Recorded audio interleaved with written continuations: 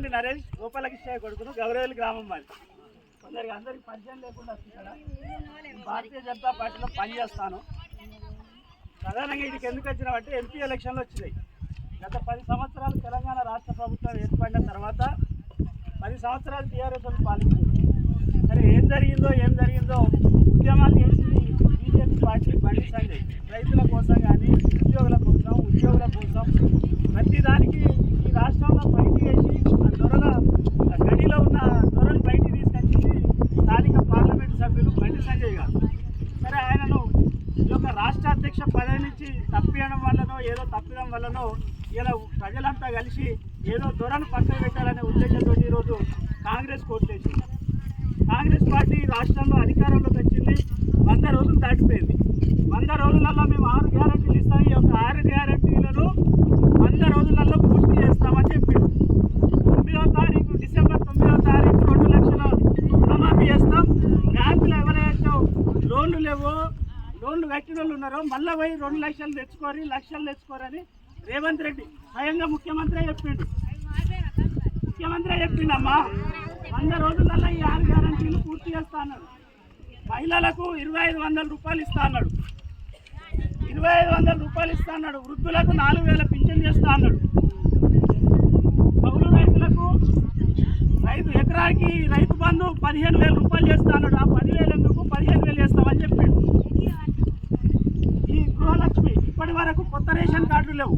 దాదాపు ఈ 10 ఏళ్లలో 15 సంవత్సరాలు దాటుతుంది. కొత్త రేషన్ కార్డు లేవు.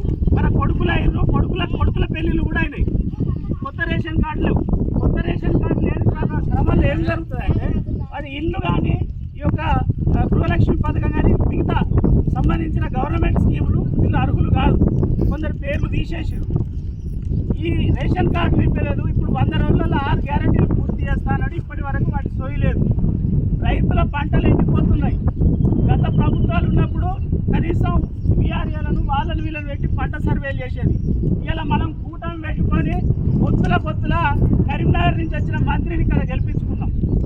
ఆయన ఏం చేస్తాడు, ఈడ పొద్దున్న లేస్తే కరీంనగర్ ఉంటాడు, లేకుంటే సిద్దిపేట ఉంటాడు, పొద్దున్న మళ్ళీ హైదరాబాద్ కనబడతాడు. కానీ ఉస్నాల ఈ రైతుల గురించి ఇక్కడ పంట పొలాల గురించి ఎక్కడ కూడా మాట్లాడతలేడు. మేము చూసినాం ఇక్కడ గౌరెల్లి ఈ పూర్తి చేయాలి, దీనికి సంబంధించిన వాళ్ళకు నష్టపరిహారం ఇవ్వాలని మొన్న వచ్చిండు, అందరి ఓట్లు వేయించుకున్నాడు. ఇప్పటి వరకు ఇది లేదు. ఈ గౌరవెల్లి ఇది పూర్తయితే మన కింది భాగం అంతా పంట పొలాలకు స్వచ్ఛంగా కూడా ఇప్పుడు కిందున్న పొలాలన్నీ ఎండిపోయిన పరిస్థితి ఉన్నది. ఇంకోటి తాలు తరువు లేకుండా ప్రతి ధాన్యం క్వింటాల్ ధాన్యానికి 500 రూపాయలు బోనస్ ఇస్తా అన్నాడు. ఇలా వరి కల్లాలు స్టార్ట్ అయినాయి. తాలు తరువు పేరుతోటి మళ్ళీ కడిగేస్తారు. ఒక్కొక్క బస్తాకు 4 కిలోలు 3 కిలోలు. ఈరోజు రైతు మిల్లర్లను ఇక్కడ కొనుగోలు సెంటర్లు వాళ్ళు బతుకుతారు. మళ్ళీ రైతులు ఎట్లున్న పరిస్థితికి అట్లే చేస్తారు. మేము కోరుకునేది ఒకటే, వాళ్ళు ఇచ్చినా మీకు మళ్ళీ ఎలక్షన్లు వచ్చినాయి, మళ్ళీ కాంగ్రెస్ పార్టీ వాళ్ళు వస్తారు, ఈ కూటమి పెట్టుకొని మళ్ళీ వస్తారు. వాళ్ళ అభ్యర్థి లేడు. ఇప్పుడు రేపు మాకు అభ్యర్థి ప్రకటిస్తారు. మీరు దయచేసి ఒకటి, ఈ అన్ని సమస్యల గురించి కొట్లాడింది స్థానిక మన బండి సంజయ్ గారు, పార్లమెంట్ అభ్యర్థి. ఈరోజు ఉజ్వల స్కీమ్ కింద ప్రతి ఒక్కరికి ఉచిత గ్యాస్ కనెక్షన్లు ఇస్తున్నారంటే నరేంద్ర మోడీ గారు. ఇప్పుడు గత 5 సంవత్సరాలు కరోనా సమయంలో ఇప్పుడు మళ్ళీ 5 సంవత్సరాలు కూడా రేషన్ బియ్యం ఉచితంగా ఇచ్చేది నరేంద్ర మోడీ గారు. ఇక్కడ ఏం చేస్తున్నారంటే రేవంత్ రెడ్డి ఫోటో, ఈ యొక్క ప్రభుత్వం ఫోటో పెడుతున్నారు, మన మోడీ ఫోటో పెడతలేరు ఇక్కడ. కాబట్టి మీరు అందరూ దయచేసి ప్రపంచ దేశాలు చచ్చిపోతారు, మనుషులు చచ్చిపోతారు, బయటికి వెళ్ళలేని పరిస్థితులు ఉన్నప్పుడు కరోనా వ్యాక్సిన్ ఒకటి ఎంత ఉంటుందో తెలియదు. 10,000 ఉండొచ్చు, 20,000. మన ప్రాణాలను కాపాడిన వ్యక్తి నరేంద్ర మోడీ గారు. మన ఒక దేశానికే కాదు, మిగతా దేశాలకు, ప్రపంచ దేశాలకు ఇచ్చిన వ్యక్తి నరేంద్ర మోడీ గారు.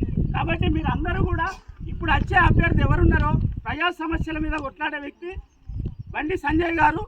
కాబట్టి మీరు వచ్చిన ఏ అభ్యర్థి వచ్చినా ఇతర పార్టీ నుంచి ఈ 6 గ్యారెంటీలు ఎప్పుడు అమలు చేస్తారు, ఎందుకు అమలు చేయలేదు, మీరన్న 100 రోజుల సమయం పూర్తయింది, ఇది ఎందుకు అమలు చేయలేదని ఒక ప్రశ్న అడగండి.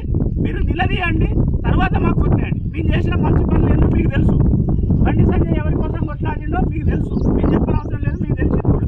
ఇంకోటి 500 సంవత్సరాల లొల్లిలా ఉన్న మన గొడవలున్న రామ మందిరాన్ని కట్టిన చరిత్ర నరేంద్ర మోడీ గారిది ఈరోజు. కాబట్టి దయచేసి మరోసారి బండి సంజయ్ గారికి ఇవ్వండి, అవకాశం ఇవ్వండి. కేంద్రంలో నరేంద్ర మోడీకి అవకాశం ఇవ్వండి. ఇప్పుడు ఈ యొక్క ఉపాధి హామీ పని కూడా 300 చేసింది కూడా గౌరవ నరేంద్ర మోడీ గారే. 300 వస్తాయి, ఈ నెల నుంచి వస్తాయి కావచ్చు. ఈ అవకాశం ఇచ్చిన అందరికీ నమస్కారం. బండి సంజయ్ గారికి మరోసారి అవకాశం ఇవ్వండి, భారీ మెజార్టీతో గెలిపియండి.